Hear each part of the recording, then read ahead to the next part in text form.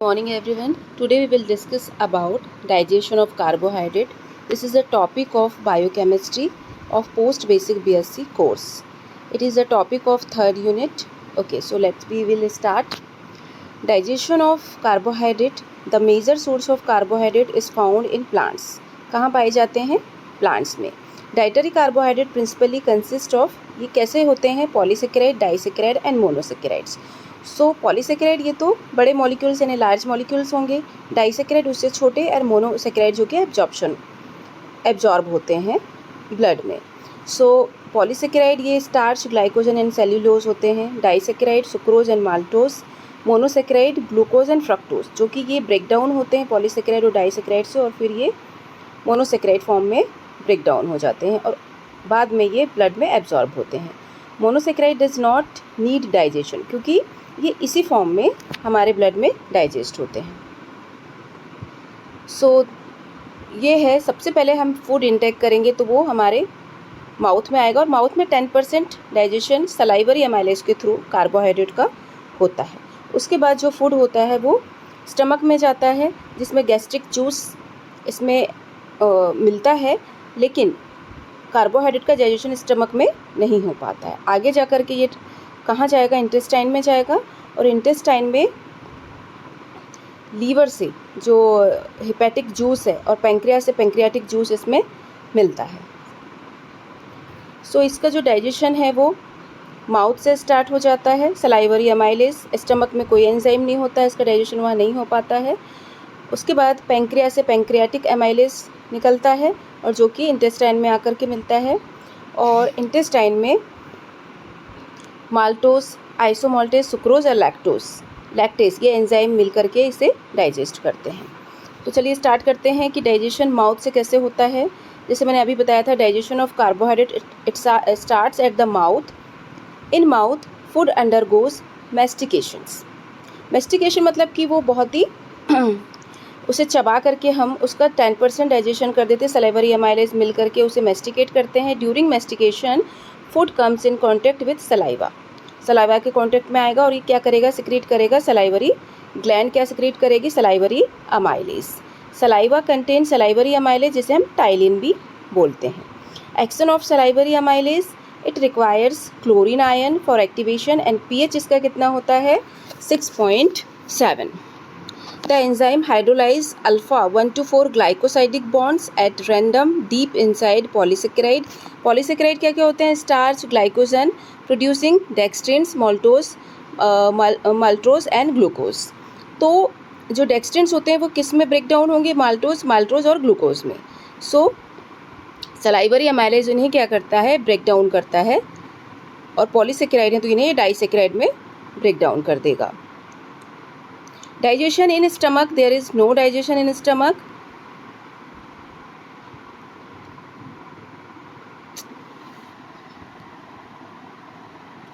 Digestion in intestine.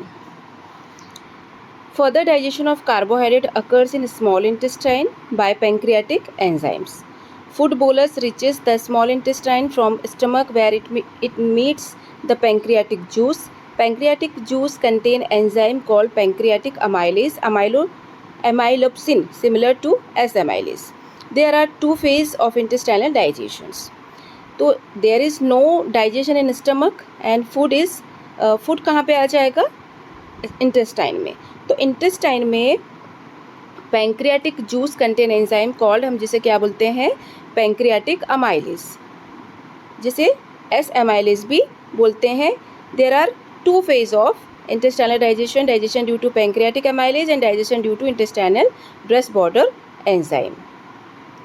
So action of pancreatic amylase, it hydrolyze the dextrins to mixture of maltose, isomaltase, limit dextrins. तो ये क्या करेगा? जो pancreatic amylase है वो हाइड्रोलाइज करेगा डेक्सट्रिन्स को, मिक्स होगा उसमें, और माल्टोज और आइसोमाल्टेज में ये ब्रेक डाउन कर देगा. Then action of intestinal breast border enzyme. तो इंटेस्टाइनल ब्रेस्ट बॉर्डर में कितने एंजाइम होते हैं?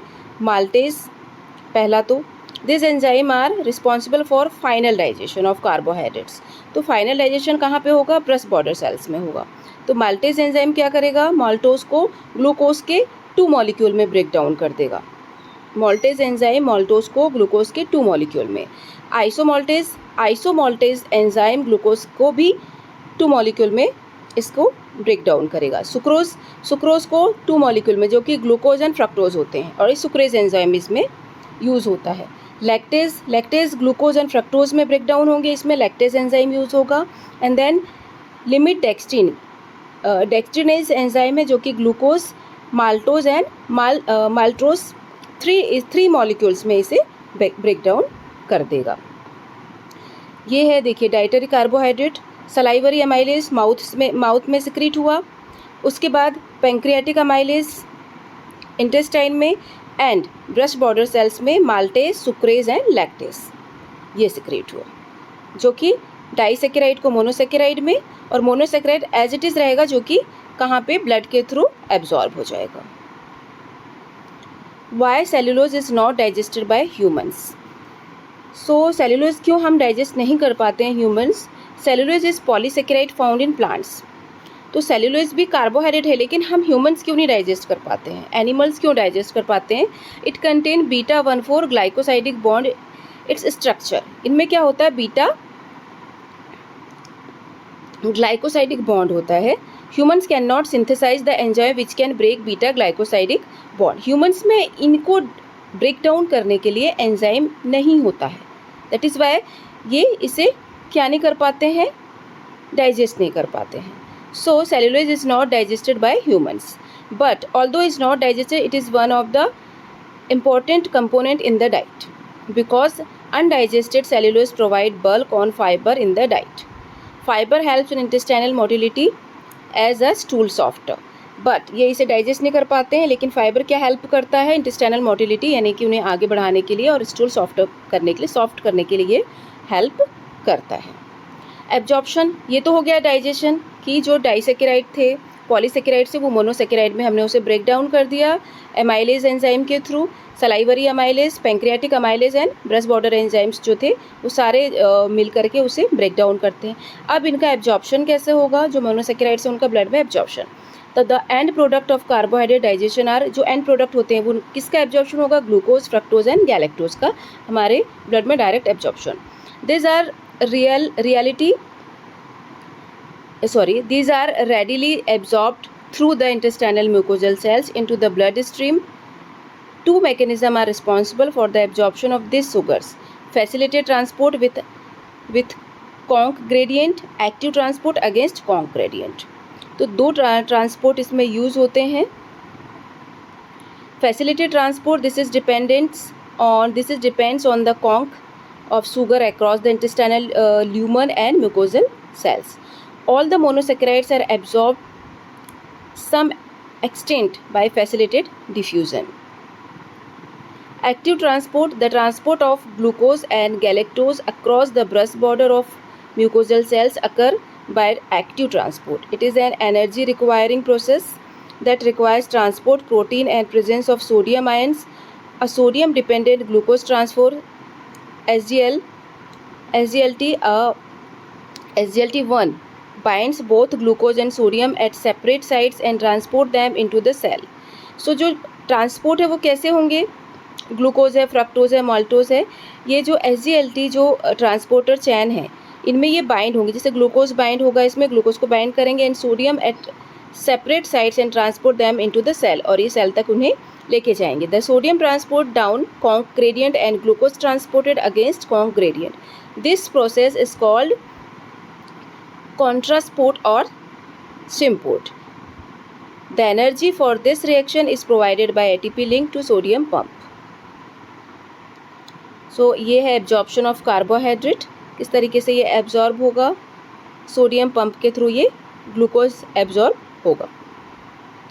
ग्लूकोज ट्रांसपोर्ट में कितने जो ट्रांसपोर्ट चैन है वो यूज़ होती हैं, several. Glucose transport GLUT1 to 7, GLUT1 से लेके 7 है जो ये ट्रांसपोर्ट चैन है जो हमारे मोनोसेक्राइड्स को एब्जॉर्ब करवाने में मदद करती है। तो GLUT1 brain, kidney and placenta and RBCs तक ये लेके जाएगा uptake of glucose. GLUT2 liver, pancreatic, beta cell, small intestine and kidney तक rapid uptake and release of glucose. GLUT3 brain, kidney, placenta, uptake of glucose.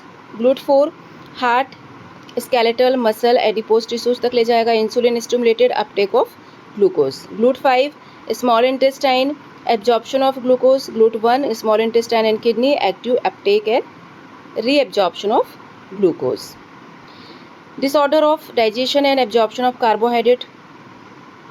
Disorder क्या है? जैसे lactase intolerance होता है. लैक्टेज इंटॉलरेंस यदि लैक्टेज की कमी है, lactase enzyme, this is the condition in which there is deficiency of the enzyme lactase. यदि लैक्टेज की कमी है हमारी बॉडी में, the enzyme which hydrolyse lactase to glucose and galactose.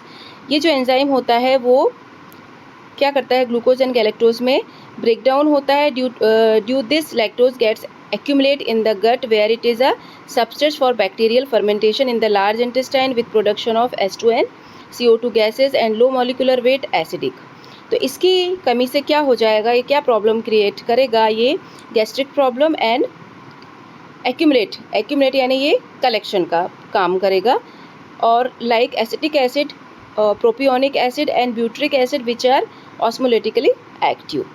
Abdominal cramps and flatulence result from the accumulation of gases and osmotically active product draw water from intestinal cells into lumen resulting in diarrhea and dehydration. तो इसकी कमी से क्या होने जाएगा? Diarrhoea and dehydration and abdominal cramps and gastric problem होगी. Sucrase deficiency से क्या होगा? This is condition there is a inherited deficiency of the enzyme, the enzyme which hydrolyze sucrose to glucose and fructose. Symptoms occur in early childhood. ये सबसे पहले हमें कब दिखाई देंगे? अर्ली चाइल्डहुड में. This symptoms are same as lactase.